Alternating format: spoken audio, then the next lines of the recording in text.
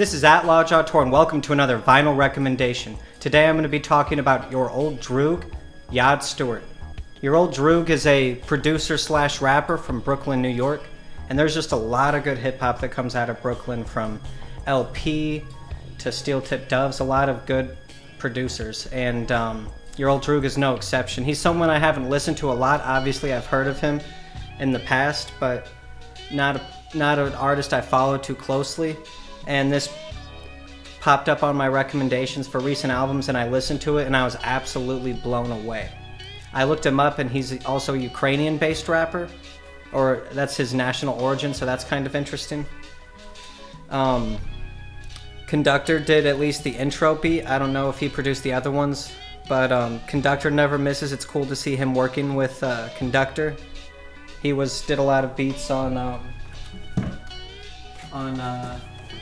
Hitler Wears Hermes 8. Let me see. Blessed Times, Mariota, Claire's Back, Spoons, a lot of good tracks. He also produced the Mac Hami joint with West Side Gun that was pretty dope. And he did good on this as well. I really like his producer tag. And YOD Droog just really delivered with this. The first time I listened to it twice. The first time I listened to it, the line that really stuck out to me is, "How you gonna hate a dude for not making you rich?" And I feel like this really does apply to the streets and in a lot of like gig type of businesses like the rap industry. If, like he said, if you keep your 10 toes down, you can make money. And I feel like in this day and age, ironically, the streets have almost become more fair, because it's all, as long as you understand to work for yourself, it's a lot more fair than the capitalist society that we've been living in that exploits the workforce. So I thought that was the line that stuck out to me the first time. Obviously the title's a reference to Rod Stewart. I think a big theme in this album was putting up barriers, themes about what it means to be a man, what it means to have honor. You know, he's talking about handshakes, but then they'll stab you in the back. He's talking about his relationships with certain women and just kind of his viewpoints on what it means to be a good person. Starts out with nightmares and dreams, and he talks like the nightmares don't hit the same when you're living out your dreams. And I think another big theme on this album was I really liked the hooks. It kind of brought me back to Adele the Funky Homo Sapien vibe, with like those hooks that just feels like he's just absolutely like vibing to the rhythm, and it's like he's just feeling the flow. It's just that old like almost Oakland 90s style that I really love, and that was in full display on this album. We go into Mind Your Business. We'd all be off better. When I sneak around, I find out I don't even want to know. A lot of cool stuff, like people getting in each other's business now, like mind your own business. A lot of people in this cancel culture, I feel like, are really up in each other's personal businesses, like trying to almost mediate where there is no room for mediation, or it's really none of their business. And the happiest people are those that just know instinctively what's right and wrong, the people who don't pontificate or think about what's right and wrong too much. If you start to really dwell on morality, it'll drag you down, and it's kind of like you can't live a good life and be happy if that's constantly what you're thinking about. It's like the purple elephant paradox. And I feel like that's kind of what he's getting at here. Just don't get in other people's business. Let people live, let people work things through. Obviously, if it's your homie, help him out. Or if it's your homegirl or you need to protect somebody, don't not defend people, but you don't need to be in people's business. And I really like this beat. The piano comes in really beautifully. And I really like the line, that, especially when you cancel what don't pertain to you. That's another good line, I was seeing a lot of people make fun of Haim for their dance that they did at a recent concert. And this is completely unrelated, but it's like, sometimes in a live setting, people just do things to break the tension in the crowd, like goofy things. And then people will take it out of context and just put them on blast on social media, like people making fun of people's weddings and shit. I think that's just awful. Like, just don't, why project hate on someone else's joy, especially when it just absolutely does not pertain to you. And that was another really good point I liked in this album. We go into another song, and I love the title of this, I Knew You Was a Bitch. In my album, a big theme is I don't call women a bitch.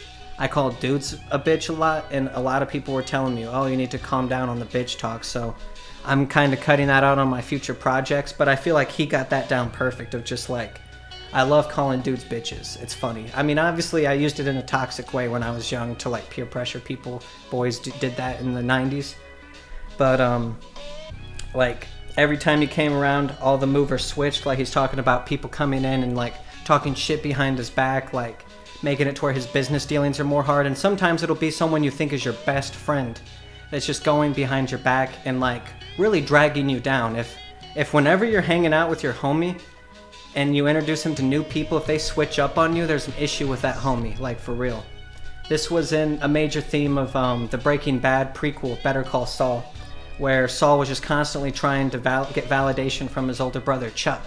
And Chuck, little did Saul know, Chuck was the one that was holding Saul down. Everybody liked Saul. He could have moved up in the company, but his own brother was the one kind of holding him down. Sometimes it's the people that are closest to you that are going to just drag you down like crabs in a barrel. Sometimes you just got to make the barrel yours. Yeah, be careful what's in your circle, because the same people you shake your hands with will be the ones that stab you in the back. Then moving on to Toxic Love. This one tells a story. It's probably my least favorite track on the album. There's some good lines. I just think it's a little cluttered compared to the rest of the beats, and nothing really stuck with me through both listens. Obviously I followed the story, and he's just kind of addressing like toxic relationships. Maybe it's because I've seen this done by Kendrick recently and he hit it more on the head, and this was more open to like different interpretations. So I liked this song, but it's definitely, I think, with a weaker track on the album, it could have used a little bit more focus. And I'm only saying that because I think this album is an absolute masterpiece. Then we go into my favorite track on the album, another one that tells a story. But this, I feel like, has all of the positives that the other one, Toxic Love, didn't have. And I feel like this song is kind of probably based on something in his real life, because this sounds like some real shit. But it's loosely based on the movie, which I think is funny. Like, that's clearly why how he encapsulated the idea.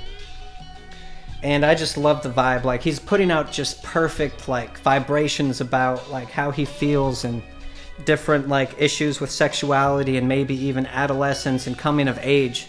And I think this is just a beautiful track. Especially, like, this just has, like, 90s Babies vibes all over it. Like, he's talking about a tom girl that he is, like, one of his homies he's hanging out on the block with. And, musically, I love the transition in the beginning, how it kind of has this intro track where he's like, what's up, look at that girl over there, that's my homegirl, let me tell you a little story. It kind of has this like Biz Markie vibe, and then the beat drops in and then he starts rapping. It's beautiful. And the track is just so fire. Like, let me read some of the lines. You still a girl to me, let's make love while the world is asleep. You may not want the world to see. Loki wanted to be my girl, but I thought she was one of my homies. I took that out of, those are extrapolated, and she dipped. And then the part where he talks about, like, he thought she was just one of the homies, but she low-key wanted to be his girl. And he was, even though they were, like, hooking up, they were kind of, like, sneaky, you know? And I like how the drum emphasizes the part where he kind of loses her, and it like is like a heartbreak kind of feeling, because it's like one of his best friends. And I really like this track. It hits really hard, especially with kind of this day and age, people are a little more uncomfortable with their sexuality. That's nothing new. That's always been like a coming of age issue with some, especially girls, trying to transition from being like the homie to like trying to hook up with a dude that might see her as a friend. And it goes into this beautiful segment where he kind of realizes that she did want to be with him, so he challenges her to basketball, and he like roughs her up and like flagrant fouls her to get like the hookup, because they're playing basketball for the love. And that's a beautiful moment. That's what really reminds me of love and basketball. And and the hook is beautifully played throughout the song, like, you're still a girl to me, you know. So I really, really like that track. It's very vivid, very precise, to the point. Funky beat. Beautiful. The beat breathes. I love these beats that breathe like this. And this one really hit me hard. Like, it really hit me hard. I think this is a really good track. And moving on to Go to Sleep.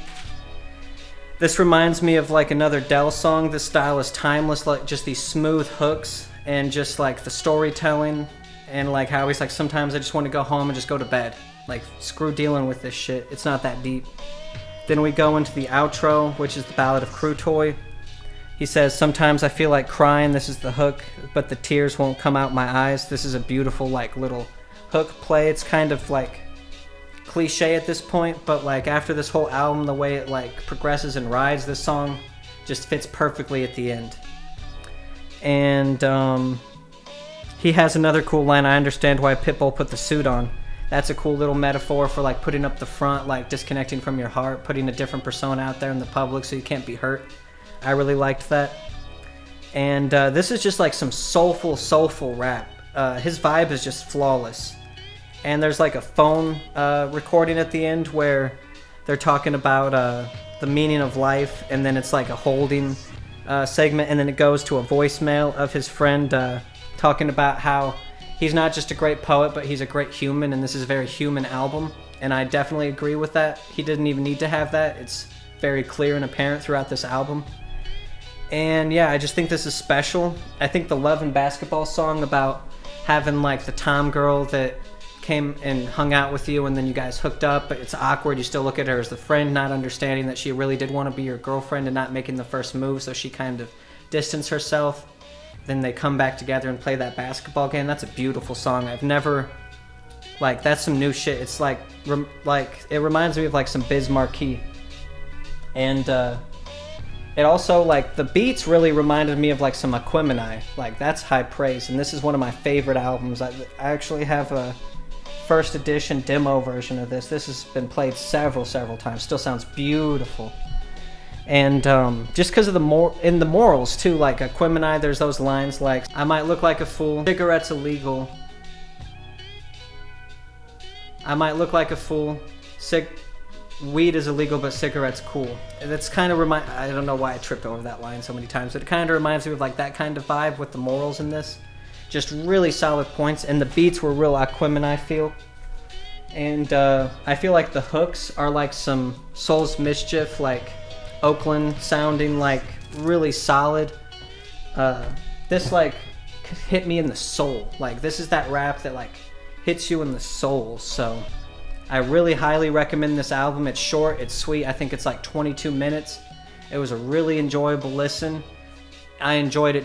I listened to it back to back, and I enjoyed the second listen just as much as the first listen. So I definitely highly recommend this. This was a surprise. I would put Love and Basketball in my top 5 tracks for this year.